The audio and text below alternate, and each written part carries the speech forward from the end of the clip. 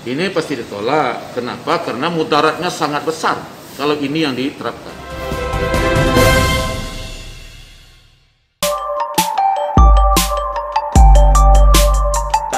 SKB 3 Menteri itu lahirnya sesuatu yang sangat kita sayangkan.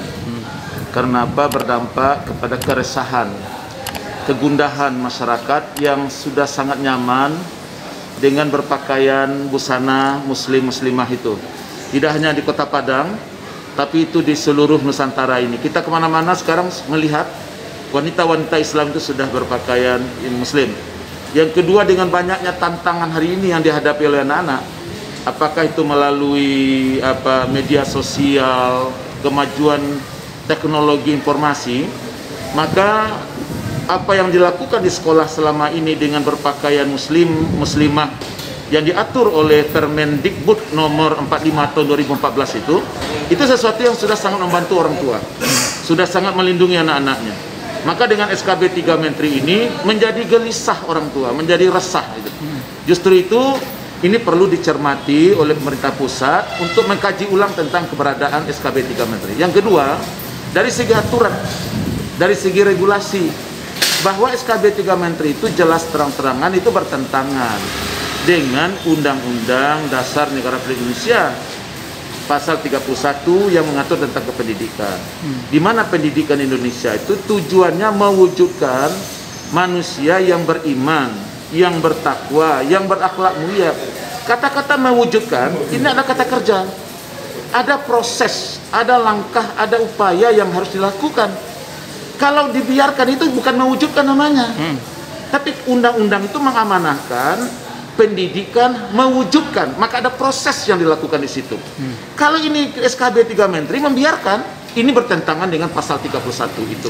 Belum lagi dengan Undang-Undang Pendidikan sendiri, Undang-Undang nomor 20 tahun 2003 tentang Sisdiknas, ditambah dengan Permendikbud nomor 45 tahun 2014 yang mengatur sendiri tentang pakaian itu.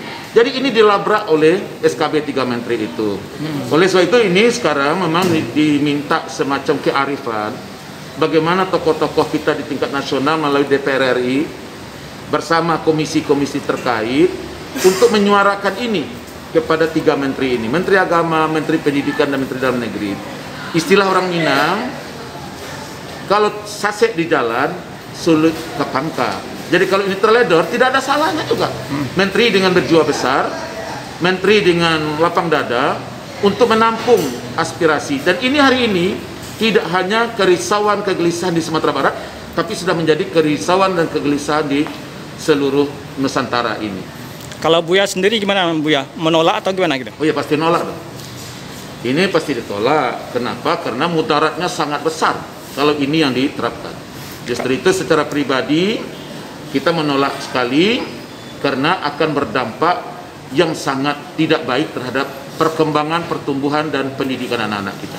Kalau SKB 3 Menteri ini tetap berlaku gimana, Buya? Ya, tentu kita ada dua jalur ya. Orang Minang ini piawai dalam bidang diplomasi. Saya katakan, ini bukan barang baru dalam sejarah Indonesia.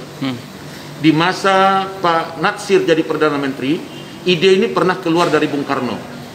Kalau boleh saya mengatakan ini reinkarnasi pemikiran Bung Karno. Di mana ketika itu Bung Karno berdiskusi dengan Pak Nasir, bagaimana kalau agama dipisahkan dari negara? Biarlah agama ini menjadi urusan masing-masing, tidak perlu negara mencampurinya. Pak Nasir jawab, tidak bisa Bung Karno. Kenapa? Tegaknya agama karena kekuasaan. Tanpa campur tangan negara, agama tidak akan bisa tegak. Ini pada masa pemerintahan Perdana Menteri Pak Natsir. Sekarang ini muncul lagi.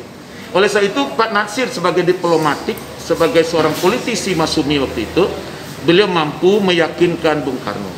Hari ini kita minta bagaimana tokoh-tokoh kita yang ada di tingkat nasional, bagi apakah di kalangan birokrasi, di kalangan parlemen, di DPR RI, bagaimana melakukan upaya-upaya pendekatan itu. Karena orang Minang terkenal kepiawaiannya di dalam diplomasi itu.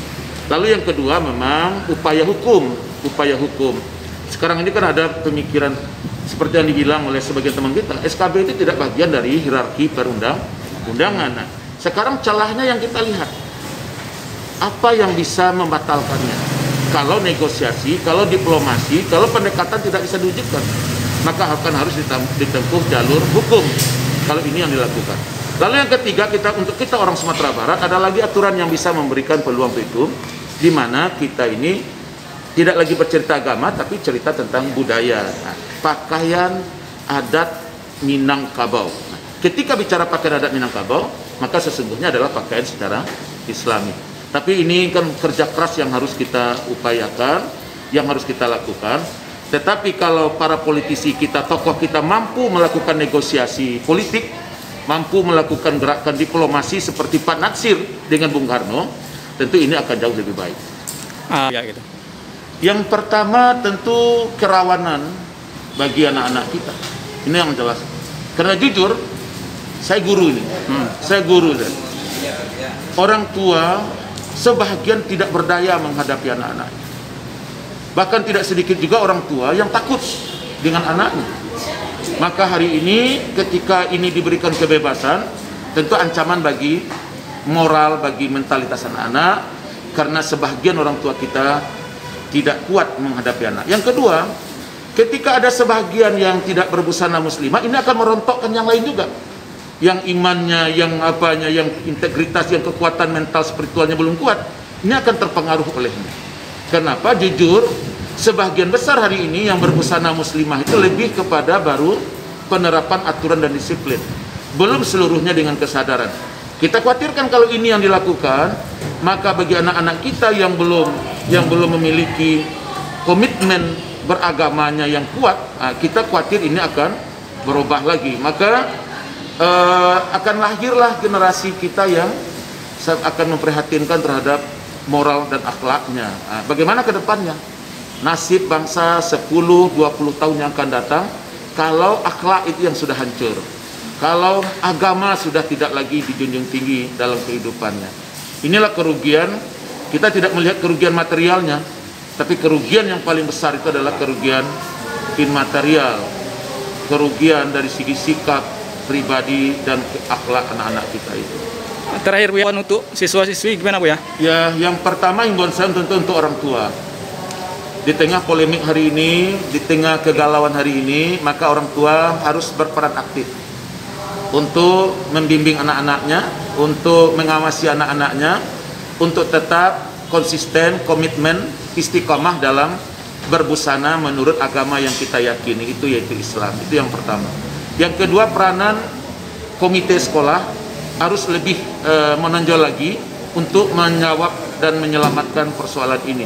Kalau selama ini komite sekolah lebih kepada persoalan fisik, bagaimana pembangunan gedung, pembangunan lokal, tempat belajar segala macam, hari ini tambah lagi tugas komite sekolah, bagaimana meyakinkan orang tua murid agar anak-anaknya tetap eksis berpakaian menurut ajaran agama yang kita miliki ini. Sehingga sukses komite tidak lagi dilihat dari segi fisik bangunan saja, tapi sukses komite sekolah ke depan, bagaimana di sekolah itu tetap berlangsung dan berjalan apa yang selama ini menjadi komitmen dalam menerapkan nilai-nilai agama di sekolah itu.